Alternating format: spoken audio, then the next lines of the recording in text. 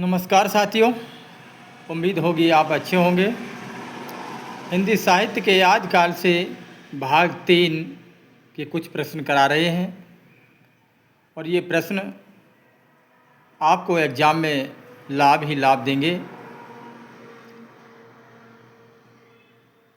मेरा पहला प्रश्न है प्रश्न नंबर 118। इनमें से आदिकाल के अंतिम चरण के सुप्रसिद्ध कवि कौन थे? अब्दुल रहमान, अमीर खुसरो, स्वयंभू, पुष्पदंत। इस प्रश्न का सही उत्तर बी है, अमीर खुसरो। कौन है? अमीर खुसरो। अगला प्रश्न है,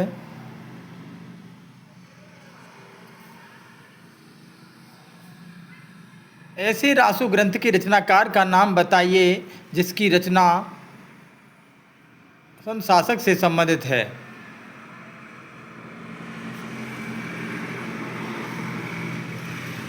टाइपिंग मिस्टेक हो गई ना। ऐसे रासु ग्रंथ के अजमेर क्या है ये? क्या है?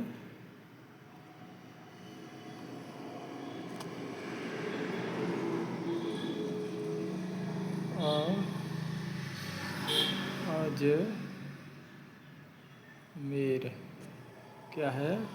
अजमेर। अजमेर शासक से संबंधित है। दलपत विजय, नरपत नाल, नल सिंह, मधुकर भट्ट। इस प्रश्न का सही उत्तर है सी, नल सिंह। ये भाट थे। अगला प्रश्न है, अपभ्रंश में राम के चरित्र पर आधारित ग्रंथ इनमें से कौन सा है? पौमचरू, संदेश रासक, महापुराण, रिट्ठे रेड़ चरिऊ। इस प्रश्न का सही उत्तर होगा ए, पौमचरू। अगला प्रश्न है, ज्योतिरीश्वर ठाकुर की कृति कौन सी है? भविष्यत कहाँ, पाहुड़ दोहा, बड़ रत्नाकर, राउल बेल। इस प्रश्न का सही उत्तर है सी, बड़ रत्नाकर। क्या है? बड़ रत्नाकर। अगला प्रश्न है, हिंदी साहित्य का वैज्ञानिक इतिहास के रचनाकार कौन है?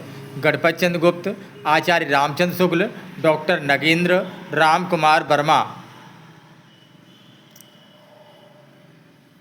इस प्रश्न का सही उत्तर है ए, गणपत चंद्र गुप्त। अगला प्रश्न है, श्राप का चार का रचना काल क्या है? 900 ईस्वी, 920 ईस्वी, 923 ईस्वी, 933 ईस्वी। इस प्रश्न का सही उत्तर है डी, 933 ईस्वी। अगला प्रश्न है, आचार्य हजारी प्रसाद द्विवेदी रासु शब्द की उत्पत्ति किस शब्द से है? रसायन से, रासक से, रास से, रसिक से। इस प्रश्न का सही उत्तर है वी, रासक से। अगला प्रश्न है,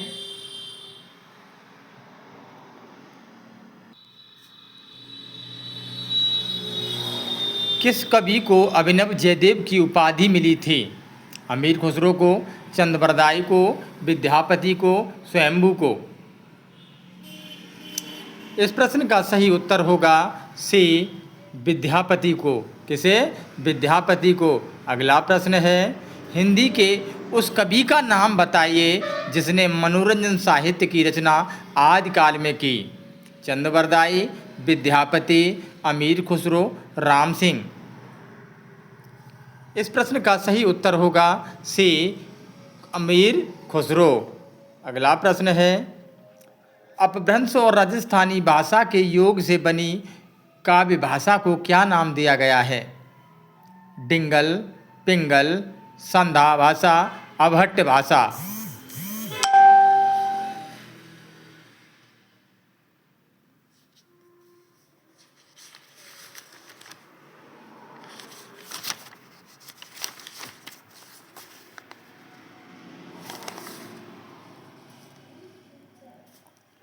क्या था?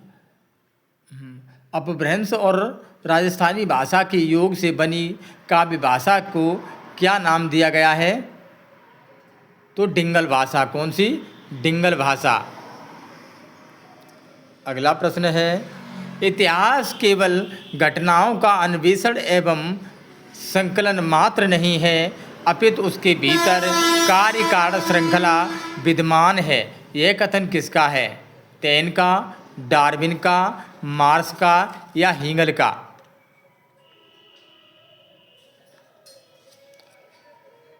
तो इस प्रश्न का सही उत्तर होगा डी, हेगल का। अगला प्रश्न है, कौन सी कृति प्रभुदयाल मीतल की है? हिंदी साहित्य, हिंदी वीर काव्य, चैतन्य संप्रदाय और उसका साहित्य, रीत काव्य की भूमिका।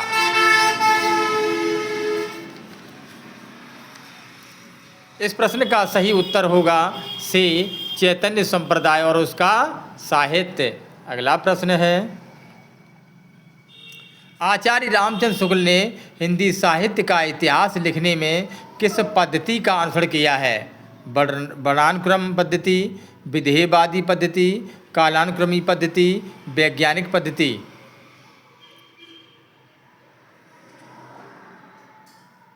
इस प्रश्न का सही उत्तर होगा सी, विधेयवादी पद्धति। अगला प्रश्न है, कौन सी रचना शालभद्र सूर्य की नहीं है?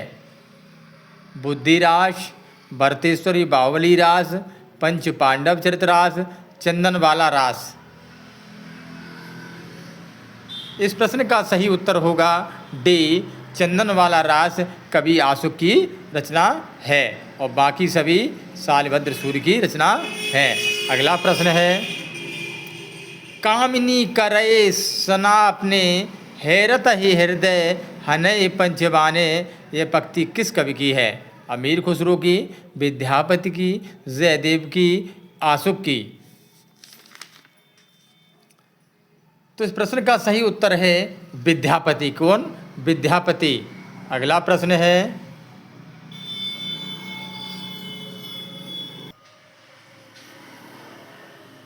अमीर खुसरो का जीवन काल इनमें से क्या है? 1200 से 1300 ईस्वी, 1250 से 1350 ईस्वी, 1255 से 1324 ईस्वी, 1348 से 1320 ईस्वी? इस प्रश्न का सही उत्तर है सी, 1355 से 1324 ईस्वी। अगला प्रश्न है, विद्यापति किस मत के अनुयायी थे? शैव, वैष्णव, सूफी, शाक्त? इस प्रश्न का सही उत्तर है ए, ये विद्यापति कौन थे? शैव थे। अगला प्रश्न है, विद्यापति किस नरेश के दरबारी कवि थे? राजा जयसिंह के, राजा शिव सिंह के, राजा हिम्मत सिंह के, राजा भानु प्रताप सिंह के?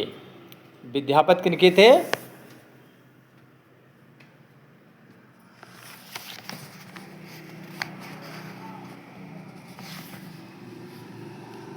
राजा शिव सिंह के थे। किसके? राजा शिव सिंह के थे। अगला प्रश्न है, इनमें से धनपाल की रचना कौन सी है? इनमें से धनपाल की रचना कौन सी है? ढोला मारूरा दूहा, परमात्म प्रकाश, भविष्यत कहाँ, महापुराण?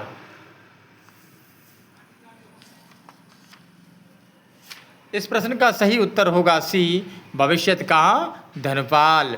अगला प्रश्न है, कुशललाभ कौन थे? वीरगाथा काल के कवि, ढोला मारूरा दूहा के कवि रचयिता, एक जैन कवि थे, राम कथा के कवि थे?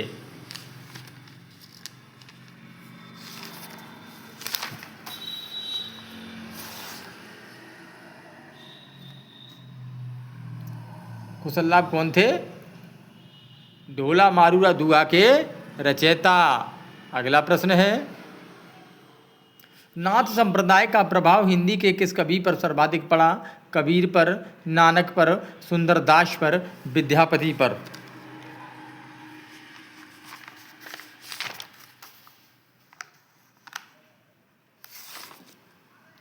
इस प्रश्न का सही उत्तर है ए, कबीर पर।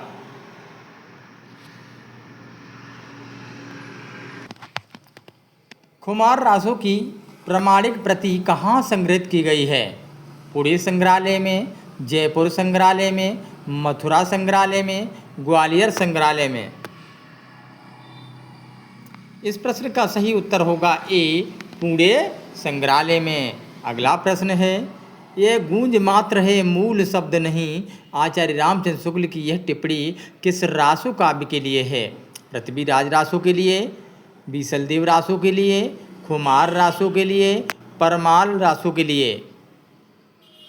इस प्रश्न का सही उत्तर है डी, परमाल रासो। अगला प्रश्न है, बीसलदेव रासो में कुल कितने छंद हैं? 100, 120, 125, 140। इस प्रश्न का सही उत्तर होगा सी, 125। अगला प्रश्न है, पुस्तक जल्लड़ हथ दे चल गज्जन नृप काज पक्ति किस की मानी जाती है? नरपतनाल की, चंद्रवरदाई की, जगनिक की, दलपत विजय की।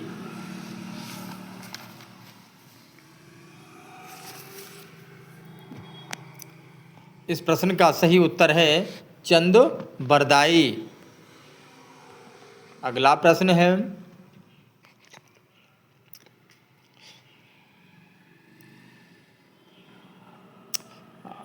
जल्लड़ कौन था? जल्लड़ कौन था? चंद्रवरदाई का पुत्र, पृथ्वीराज का मित्र, चंद्रवरदाई का भाई, पृथ्वीराज का सेनापति। इस प्रश्न का सही उत्तर होगा चंद्रवरदाई का पुत्र था। अगला प्रश्न है, इनमें से कौन सा विद्वान रासों की अर्ध प्रमाणिक रचना मानता है? इनमें से कौन सा विद्वान रासों को अर्ध प्रमाणिक रचना मानता है? आचार्य रामचंद्र शुक्ल, मोहनलाल विष्णुलाल पांड्या, हजारी प्रसाद द्विवेदी और कवि राजश्यामल दास। तो इस प्रश्न का सही उत्तर होगा सी, हजारी प्रसाद द्विवेदी। अगला प्रश्न है, चार्ल्स इलियट ने इनमें से किस ग्रंथ का प्रकाशन करवाया? परमाल रासो का, आलाखंड का, पृथ्वीराज रासो का, बीसलदेव रासो का।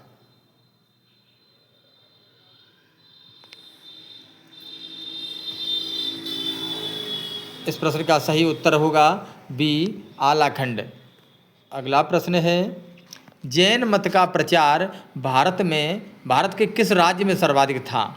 जैन मत का प्रचार भारत के किस राज्य में सर्वाधिक था? गुजरात, महाराष्ट्र, आंध्र प्रदेश, उत्तर प्रदेश।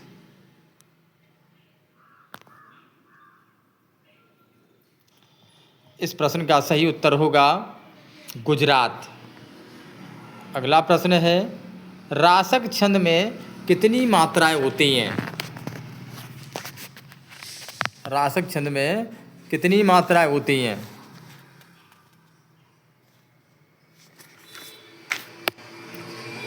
रासक छंद में कितनी मात्राएं होती हैं? 20, 29, 25, 24।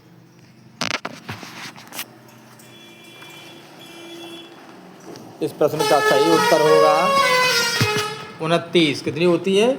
29।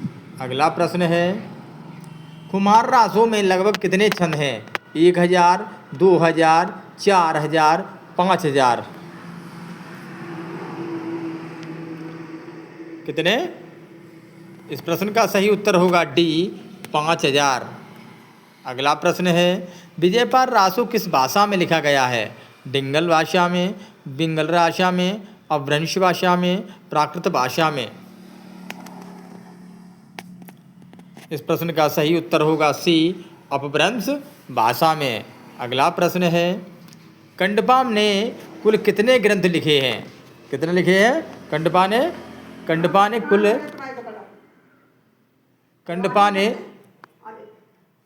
कुल कितने ग्रंथ लिखे हैं? 74। कितने लिखे हैं? 74। अब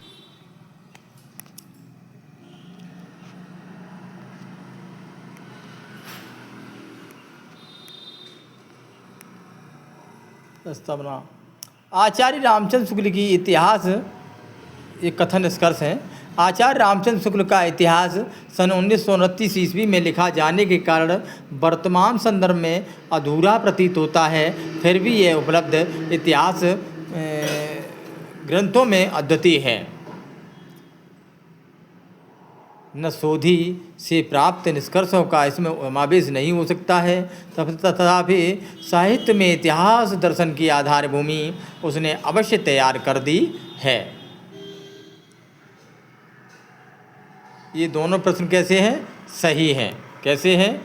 सही हैं। और ए आर की सही व्याख्या भी करता है। इस प्रश्न का सही उत्तर होगा सी। क्या होगा? सी। अगला प्रश्न है कि भक्ति आंदोलन पराजित हिंदू जाति की निराशा से उत्पन्न हुआ। यद्यपि इसका एक मात्र कारण यही नहीं है। देश में मुस्लिम शासन की स्थापना हो चुकी थी और वे हिंदुओं के समक्ष ही देव मूर्तियों को तोड़ते थे और उनके पूज्य पुरुषों का अपमान करते थे। भक्ति आंदोलन इसीलिए उत्तर भारत में प्रारंभ हुआ।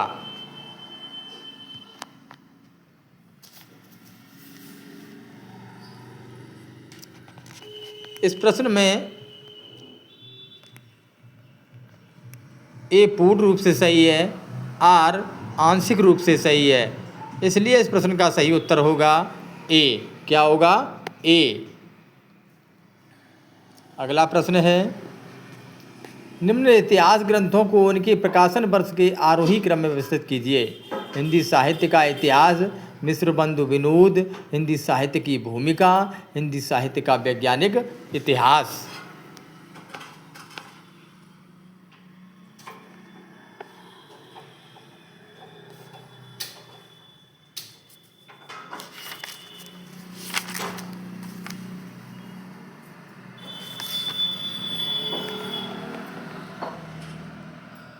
इस प्रश्न का सही उत्तर होगा सी, मिश्र बंधु विनोद, क्योंकि इसके 3 भाग 13 में हैं, 1913 में, चौथा भाग 34 में है। 13 और दूसरा हिंदी साहित्य का इतिहास, ये आचार्य रामचंद्र शुक्ल का 1929 में, और हिंदी साहित्य की भूमिका 1940 में, और इसके अंत में हिंदी साहित्य का वैज्ञानिक इतिहास आता है। इसीलिए प्रश्न होगा इसका हमारा सही सी। अगला प्रश्न है, निम्न रचनाओं को आरोही कालक्रम में व्यवस्थित कीजिए। पौमचरू, महापुराण, ढोला मारूरा दूहा, संदेश रासक।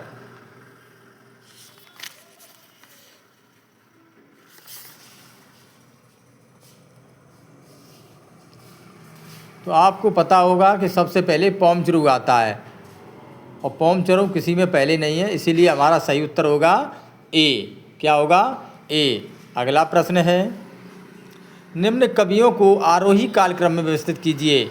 चंद्रबरदाई, विद्यापति, अमीर खुसरो, कबीर।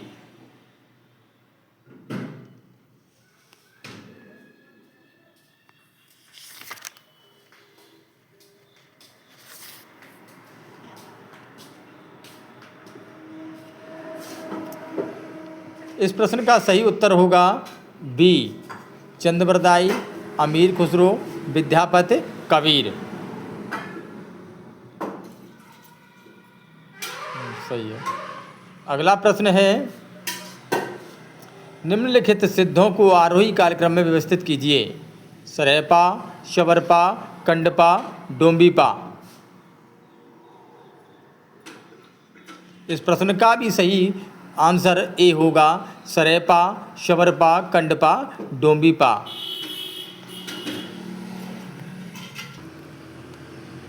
निम्नलिखित रासो काव्य ग्रंथों को उनके रचयिताओं के साथ सुमेलित करते हुए सही कोड का चयन कीजिए। रासो काव्य ग्रंथ हैं पृथ्वीराज रासो, आपको पता है कि पृथ्वीराज रासो चंद्रबरदाई, परमार रासो जगनिक, बीसलदेव रासो नरपत नाल, कुमार रासो दलपत विजय। पृथ्वीराज रासो चंद्रबरदाई, ए का सी। ए का तीसरा, एकासी एकासी एकासी एकासी, प्रश्न नंबर कितना है? एकासी 63वां, एकासी हो गया। चंद्रबरदाई हो गया भाई, और परमार रासो जगनिक हो गया। हाँ, इस प्रश्न का सही उत्तर होगा बी। क्या होगा? इस प्रश्न का सही उत्तर क्या होगा? बी। कौन सा होगा? बी। अगला प्रश्न है, निम्नलिखित को रचना काल के आरोही क्रम में व्यवस्थित कीजिए। बीसल देव रासो, पृथ्वीराज रासो, हम्मीर रासो, विजयपाल रासो।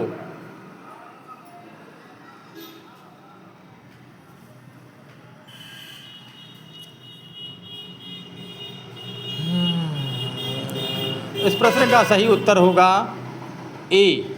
सबसे पहले बीसल देव रासो आता है, फिर पृथ्वीराज रासो आता है, हम्मीर रासो और विजयपाल रासो। अगला प्रश्न है, काल के आरोही क्रम में व्यवस्थित कीजिए करें। भारतेंद्रियो, प्रयोगवाद, रीतकाल, छायावाद।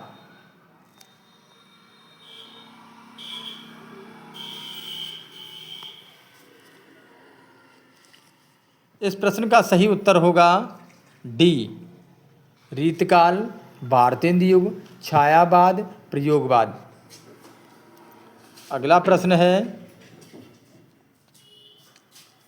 एक इतिहास लेखक के रूप में आचार्य रामचंद्र शुक्ल निर्विवाद रूप से सर्वोपरि हैं, किंतु कहीं कहीं उनका आलोचक रूप प्रखर हो जाता है और ऐसे स्थलों पर भी तटस्थ नहीं रह पाए हैं।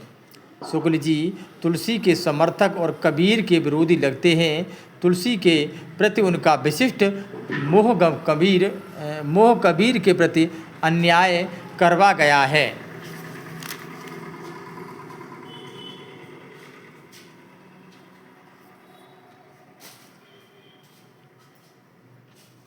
ये दोनों प्रश्न सही हैं और आर ए की सही व्याख्या भी करता है, ऑप्शन बी। अगला प्रश्न है, साहित्य के इतिहास की व्याख्या तद्विहीन चेतना के आधार पर की जानी चाहिए। साहित्य के इतिहास को समझने के लिए उससे संबंधित जाति परंपराओं, तद्विहीन वातावरण एवं परिस्थितियों का वर्णन उपेक्षित होता है। मिश्र बंधु विनोद के रचनाकारों का विस्तृत जीवन परिचय देते हुए युगीन परिस्थितियों के सापेक्ष कवियों के काव्य प्रवृत्तियों का विश्लेषण किया गया है।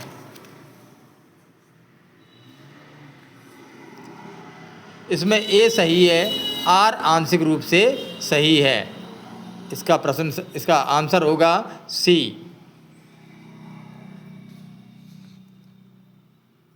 प्रिय विद्यार्थियों, इस सीरीज को मैंने पूरा किया। उम्मीद होगी आपको ये वीडियो पसंद आएगी और आप इसे लाइक और शेयर सब्सक्राइब भी करेंगे। धन्यवाद।